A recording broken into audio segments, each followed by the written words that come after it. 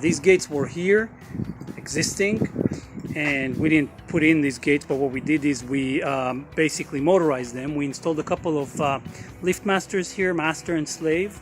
The control box is right here on the wall. We added a couple of keypads, one for exit right here and one for entrance on the exterior post right there.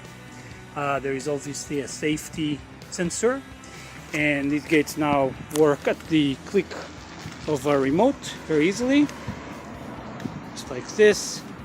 Smooth and quiet operation. Beautiful. And it will close with a timer.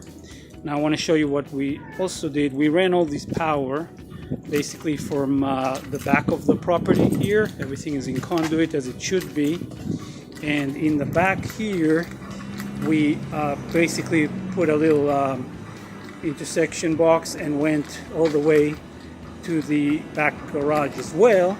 And in the garage we added a garage opener for this garage door. Again, this was existing, but this is brand new.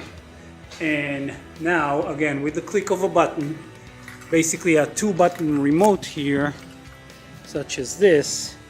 So one side of this remote will operate the garage, just like that. And the other side will operate, the other side will operate the gate. So there you have it. Now again, all this electrical is all new. We did this in the last couple of days, and everything is coming from the main panel here. So again, a very simple solution for this property, where these gates, before you had to get out of the car, open a padlock, open them, then drive in, and then later get back into the car and drive in and then lock them behind you. Now there's a lot more simplicity and a lot more conveniency for the tenants of this house. So that's it. Ron for Mulholland Security in Los Angeles, California.